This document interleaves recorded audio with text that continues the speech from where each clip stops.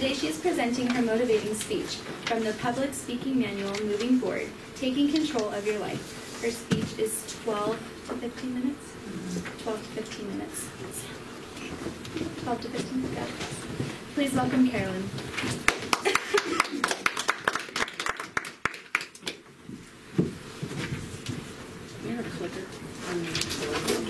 Yeah, I'll just nod to you. Thank you so much for allowing me to rearrange our meeting today so that I could give this speech using the slides that I have prepared. I started off life kind of like those horses in a horse race. Have you ever noticed how they wear those blinders on the sides of their face? Why do they wear those blinders? Anyone know why they wear those blinders? Keep them from getting spooked. Spooked, and what else? Distractions. Getting caught off guard by other things and then not staying focused on the path. I started my marriage just like one of those horses. I had blinders on. I was going to be the best mom. I was going to be the best parent to my kids. I was going to balance that checkbook. I was going to make sure that everything went just right. Do you think there's a possibility I could have missed a few things along the way? I was supporting my husband. I was balancing that checkbook. I was supporting him in building a career. And then life kind of happened. But I kept those blinders on because I was sure if I just kept going, I was going to get to finish that race and get to the finish line. There was a lot that I didn't know. And I actually really didn't know that I didn't know. Maybe you've thought about this. Planning ahead is important. I think somehow a horse knows when it's at the finish line. I really hadn't planned out what that finish line looked like.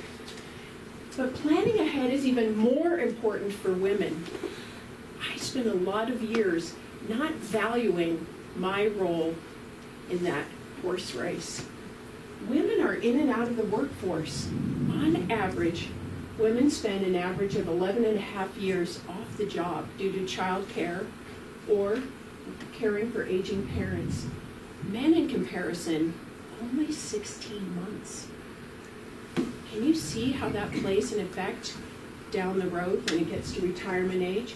And because their years in the workplace are fewer, the money they put into their retirement plan, of course, is reduced. The retirement savings is not as great. I don't know how many retirement homes you've been to. Mostly women. In fact, my husband's grandfather was in a retirement home, and we called him the rooster in the hen house. We'd go to pick him up for Sunday night dinners, and he'd be sitting there in the chair chatting with the boys, telling them the same stories over and over again. They were loving it. He was loving it. But it is true that women outlive men. Have you planned ahead for that time?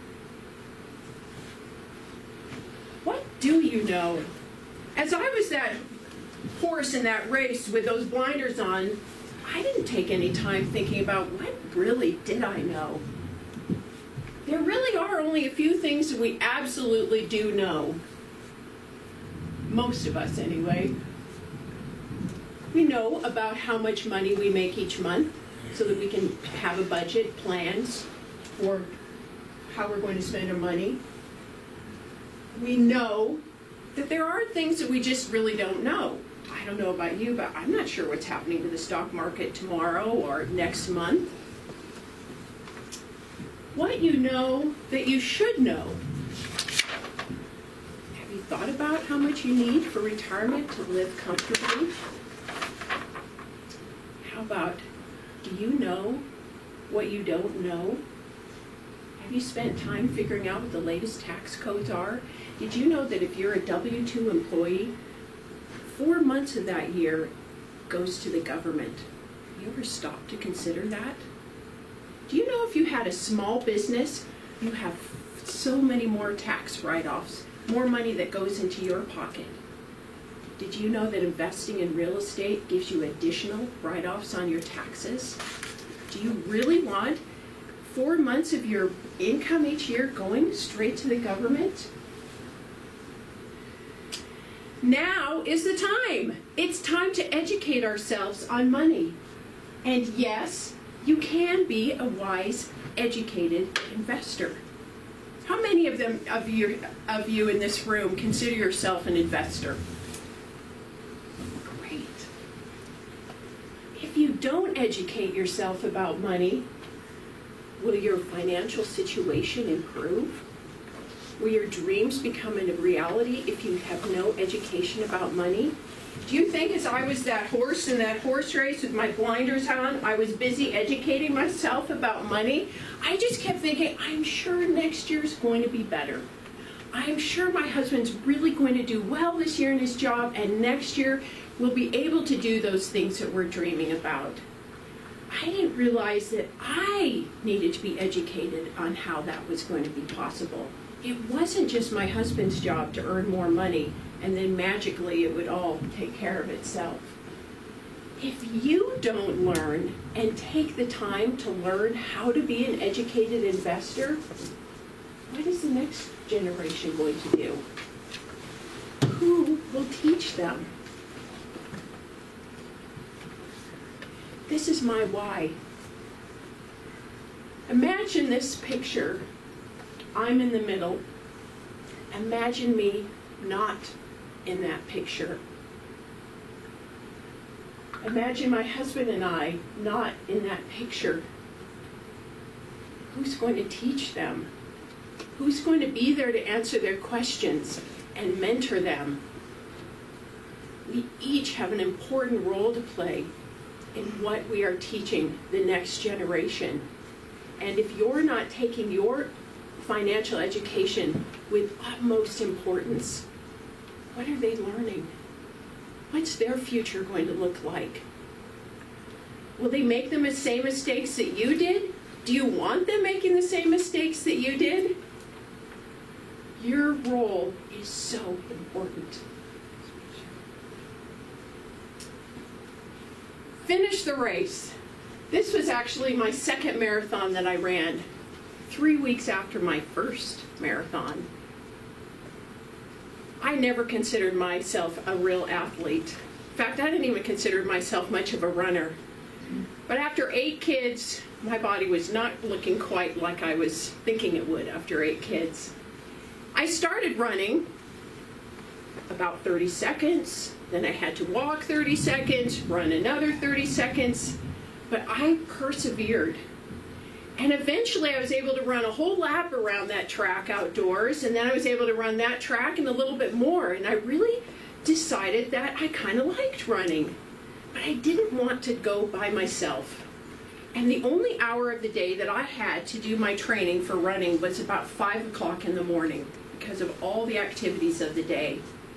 A friend was visiting, and I was lamenting to her, kind of how Eric was lamenting to his neighbor about what this excuse and that excuse, and nobody wants to go running at 5 o'clock in the morning, and that's really the only time that I have to run. And she said, I'll go. And thus, my running with a partner began, and began also a beautiful friendship. I told her that I had a goal to run a half marathon, and after we had spent a few weeks training, or running at 5 o'clock in the morning, she said to me, Carolyn, that's way too easy for you. You have to run a marathon.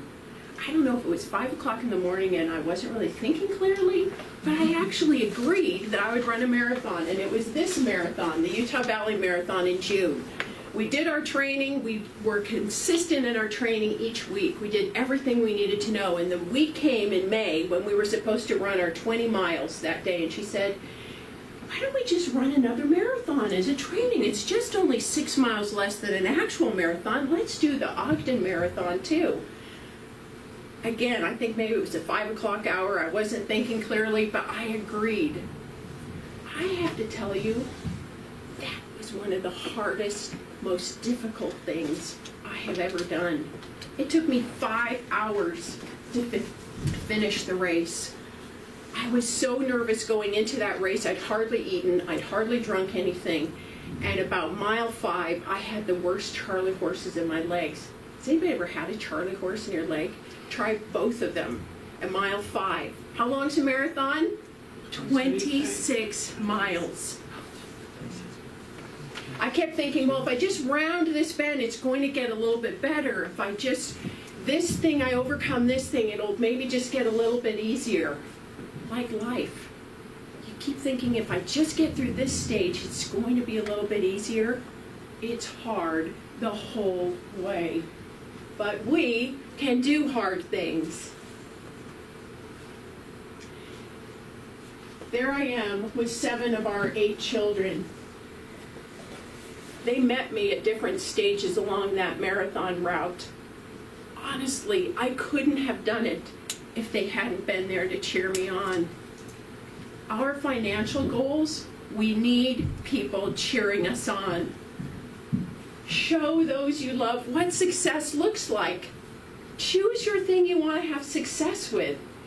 That marathon gave me the confidence that I could really do hard things. Even though I'd had 8 children with natural childbirths, that wasn't anything compared to the marathon that I ran. And to run another marathon 3 weeks after that, show them what it feels like. I knew that what I learned, I had to show them what the things that I was learning, what they looked like in practice. And show them what it takes to experience it. One of my youngest sons, not the one in the very foreground, but another one, he was with me at that last stretch.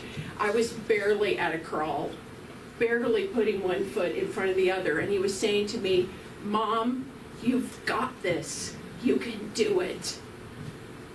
We need people supporting us in our goals. And we need to show them exactly what success looks like. A few years ago, this is Annette. She's from Australia. She had the feeling that she needed to come live with our family. She knew my daughter and knew my son, and somehow we ended up meeting, and it was a beautiful friendship. She came from Australia to work in this film lab, and it took several months for her to get the green card, the ability to work in this film lab. She came home each day to our house, and she'd say, "I hate my job. It's so boring. But they took so much effort to get me this visa so I could work here. I can't walk away now." And I sat with her and I said, "So what would you like to do?" And she said, "I would just love to travel the world taking pictures. And I'd love to especially travel the world taking pictures of missionaries for the Church of Jesus Christ of Latter-day Saints." And I said to her, "Do it." She did it. Because I knew what success looked like and felt like. Because I knew that living our dreams and doing what we want to do and where our passion is and what we love to do, I was in a position at that time in my life to say, "You can do it." She traveled to Europe, she traveled to India, she traveled to Japan, taking pictures, photographing things that she loved, people, and had an amazing experience. I didn't know the first thing about real estate, but I knew I wanted to be an investor. I knew I wanted to show my children how to invest in real estate. I knew that if I got started and learned everything I could about investing in real estate, it would be a blessing to my children. When I started, I knew nothing. I was completely overwhelmed. I wondered if I was too old, having 8 kids and having been out of the workforce for so long, that I could do it. But if you don't decide to set a goal for yourself and do something that you think is utterly impossible, what an example you are when you can say, "I got started and I did it."